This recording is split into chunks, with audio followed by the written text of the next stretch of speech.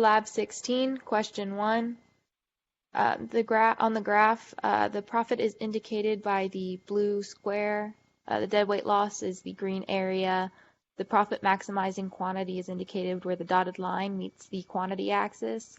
The marginal revenue is the diagonal gray line, and the profit maximizing price is indicated where the top left corner of the profit meets the price axis. Question 2.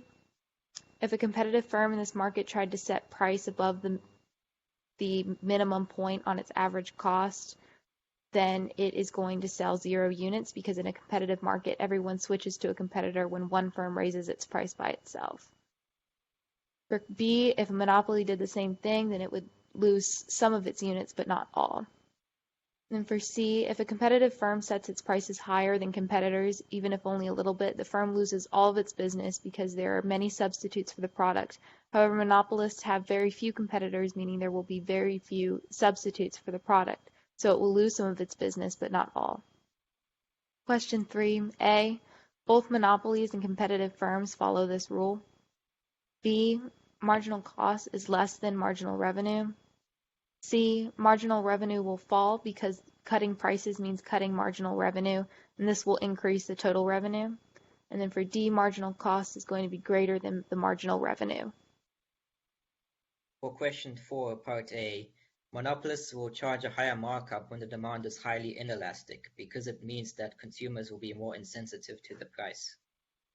Part B, monopolists will charge higher when there are few good substitutes, since consumers will be forced to pay the higher price due to the lack of substitutes. For C, the producer that sells the new trendy shoes is likely to charge a bigger markup, since there are fewer substitutes for the trendy shoes than for the ordinary tennis shoes. For CII, a movie theater will likely charge more for the popcorn, since people are going to buy the popcorn for the movie anyway, despite the higher price, so they are more insensitive to the price. For III, the pharmaceutical company selling the powerful antibiotic will charge more, since a bacterial infection is more detrimental to one's health than dandruff, so the demand will be more inelastic for the antibiotic.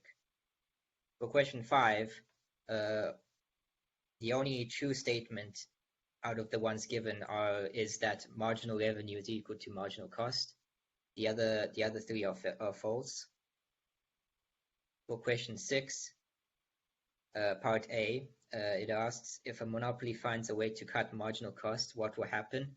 The monopolists will pass along some of the savings to the consumer in the form of lower prices. And for part B, yes, the same thing will happen in a competitive industry in this case.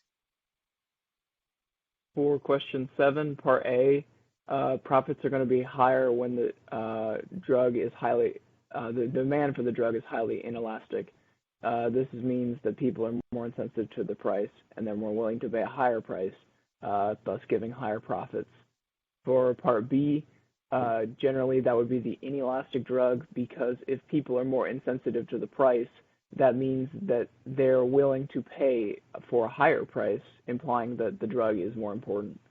For part C, if a pharmaceutical company is trying to research new drugs, they're going to be lured towards investing in drugs that have few good substitutes, because that allows them to have more control over the market, and so they can set a higher price and maximize their own profits. And then part D, no, this is exactly the opposite of what a government agency would do, because government agency doesn't really have profit in mind. For question 8, part A is true, because the price is going to be greater than the marginal cost to increase profits. For part B, for a monopoly producing a certain amount of output, the price is less than the marginal curve. That's false. For part C, when a monopoly is maximizing its profits, the marginal revenue is equal to the marginal cost. That's true. For part D, if a government regulator sets a fixed price for a monopoly lower than the unregulated price, it's going to raise the marginal revenue of selling more output. That's true. For in the U.S., the government regulation of cable cut the price of premium channels down to the average cost. That's going to be false, because government regulation only really affected the basic cable channels and not premium channels. For part F, The monopoly markup is lower when consumers have more options. That's true. And for part G, a patent is a government-created monopoly. That's also true because only the person with the patent can sell the product. For question 9, part A, this is our table of quantities, total revenue, total cost, and total profit. The maximum profit and optimum quantity is going to be 20 and 300. And then on the next slide, there's the graph of this. And then for part B, if fixed costs increase from 100 to 200, it would not change the shape of the curve. It would just shift the curve down to a maximum profit of 200.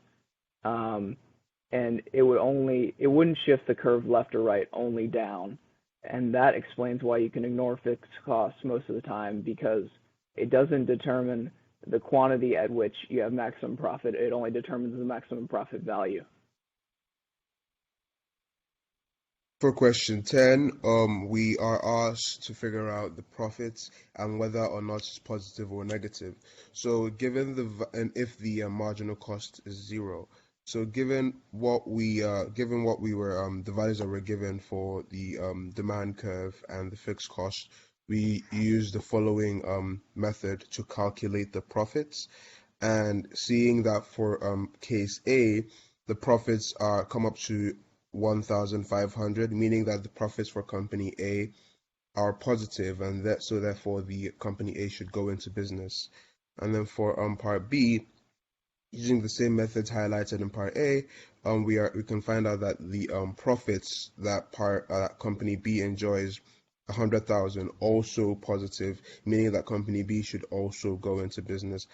However, for company C, again using the same methods for part A and part B, we can see that the profits that company C sees are negative. It's negative 700. This means that company C should not go into business as their profits are negative. So for question 11, question 11A, we are asked to find the marginal revenue, the optimal quantity, the optimal price, total revenue, as well as total cost, and then lastly, you're supposed to find the profits. So for case A, and using the values as well as the steps given to us in the question, as well as finding the derivative of the total revenue, as well as the integral of the marginal cost, we're able to find the value shown in the slide, seeing that the marginal revenue is 50, marginal revenue curve is 50 minus 2Q, the quantity is 20, the price is 30, the total revenue is 600, the total cost is 300, and then the profit is 300. And then for case B, again, using the same methods that were highlighted in case A, we can see that the values are as shown in the slide. And then for case C, same thing, using the same methods, we can see that the values are given in the slide.